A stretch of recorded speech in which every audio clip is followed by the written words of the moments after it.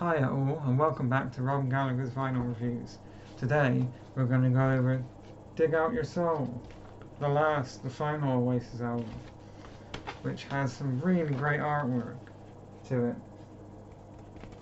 Which, I don't know whether it's down there, should be. No. But Noel Gallagher's most recent album uses the same kind of artwork as this, which is just an interesting fact.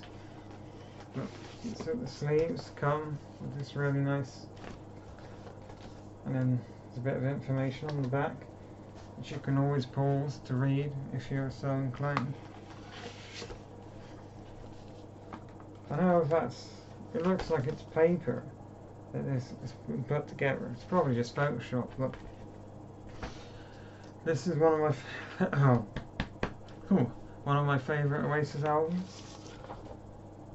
Your label. Ooh. So that's the first side, and then the one with the writing on it is the second side, which confused me to begin with, even though it says side 3 over.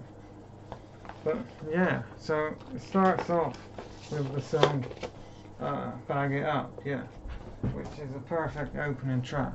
It's not one of my favourite Oasis songs, but it has a great guitar riff to it, and it's definitely, it's a good opening track. The Turning is a great song. Again, a lot of this, this isn't, I know I said it was one of my favourites, but in terms of the individual songs, it's not, it's not up there with the likes of Be Here Now or What's the Story. So then you've got Waiting for the Rapture and The Shock of Lightning, which are two really great tracks. Liam kills the vocals on this album. I know around this time Liam Gallagher's voice was sort of dropping off, and that's one of the reasons the band split up. I might as well talk about this.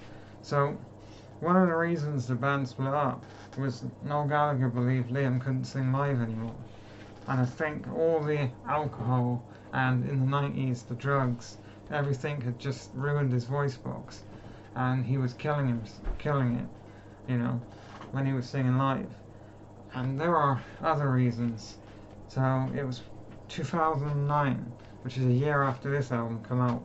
They were in Paris, and they were literally 5 minutes away from going on stage. Crowd was all there, everything was ready to go, and well, they said,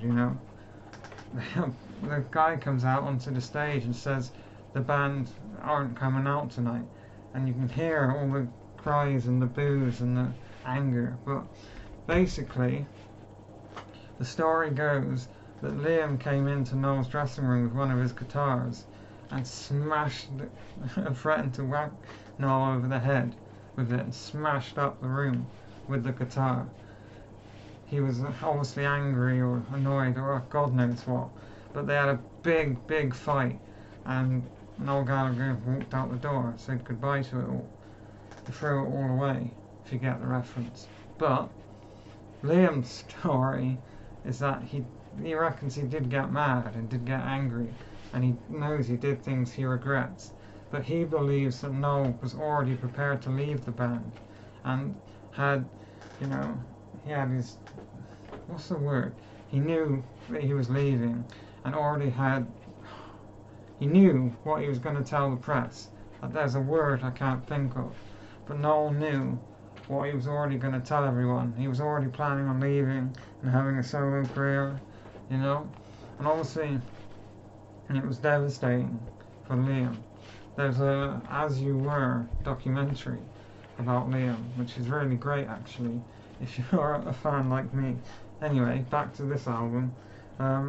So Shock of Lightning and Waiting for the Rapture are two really great tracks. I'm Out of Time, which was written by Liam Gallagher. He says it took him 9 years to write that song, but it's one of the best Oasis songs, and it's one of the most beautiful songs ever. I love his vocals, and I love the bit at the end. It's a snippet of the John Lennon interview, which is lovely. Then there's Get Off Your High Horse Lady, which is a bit of a more folky tune. which is, it's not one of the best Oasis songs, but it sort of bleeds. When that song ends, you get someone walking on gravel, and then it sort of bleeds into the best song on this album for me. So it bleeds into Falling Down, which is a Noel-led song and a single, I believe. And that is one of the best Oasis songs. That is brilliant from start to finish. I love the guitars. I love Noel's vocals. That is just superb. And I love the way this high horse bleeds into Falling Down. You know, I love that about albums in general, when the songs bleed. To Be Where There's Life is, you know, it's great. Not much I can say about it. With a lot of songs on this album, they don't sound the same, but they're very similar. And, you know, it was near the end of the band's career, and they didn't know that at the time. I don't know how to explain it, but it's not the same as their previous albums. Some songs really stand out and are brilliant, others are so-so. And I'm a hardcore Oasis fan, so you can take it from me. Ain't Got Nothing and The Nature of Reality have two great guitarists to them. And then the last song on this album, and the last Oasis song, is Soldier On, written and sung by Liam Gallagher. It is beautiful, it is brilliant, and the perfect, closing track to an album and a band's career. It's just fantastic, I love the lyrics about who was right and who was wrong. And then the guitar riff, the drum, it's beautiful. And apparently, so the story to this song is Liam, Archer and Bell, and I don't know what the drummer's name is, I forget. They recorded part of it while being drunk. And then the next day, I want to say Kasabian, or one of these, 2000s bands was in there with Oasis. And they heard that demo that was recorded and said it had to be on the album because they really liked it. And so there it is, Soldier On. And it is brilliant. So again, there's B-sides to this album on the singles that are much better. There's songs like, I can't remember them off the top of my head, but definitely check out the B-sides. There's a lot throughout the whole of Oasis career. There's B-sides that are better than some of the A-sides on the album. You've got songs like Half the World Away from Definitely Maybe, which is one of my favourite Oasis songs. And it's a candidate for a tattoo. So it's, and that wasn't on the album. It's madness.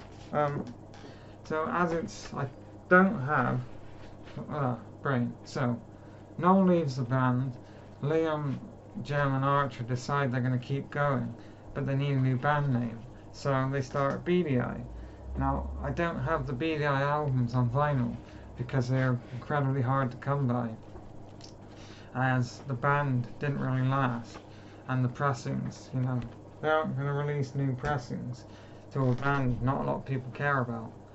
Beady Eye, I nicknamed Beady Eye Bland Oasis. It's Beady Eye Beady Eye is Oasis that's missing something. And obviously it's missing Noel. Noel's input. Oasis isn't Oasis without Noel, but it's not Oasis without Liam either. Both their inputs made that band what it was. So Beady Eye was lacking that, and some of those Beady Eye songs are really good, especially Off at the Next Exit from B, their second album, and the B-sides that weren't non-album tracks on their second album, B, is perfect. Some really beautiful songs. Start Anew is a great song, but some of them, there's a cover actually of the Beatles' Across the Universe that Beady Eye did that's really good. But I honestly, as much as it hurts to say, I can't recommend Beady Eye's albums to you. I just don't think they're very good compared to other stuff you could listen to. Noel Gallagher's High Flying Birds is better than Beady Eye, but Liam Gallagher's solo career now is better than the shit Noel's doing. We might as well talk about it all. So Noel's EPs that he's releasing lately, You know, it's alright to move on to a new sound, but Noel is just an ass now. He was, you know, my favourite rock star, but now Liam's now my favourite, because Liam is making songs that he knows he can do well and his fans want. He knows his fans like it. He knows that he wants to make them, so there's no problem. But Noel makes his poppy, he calls it space pop, but it's just pop rubbish. His last album just wasn't very good at all.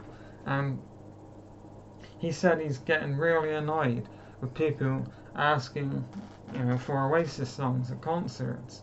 But you're in the biggest band in the world, biggest British band in the world for the past 30 years, you know. What do you expect them to ask for? And Oasis songs are better than the stuff you've been putting out.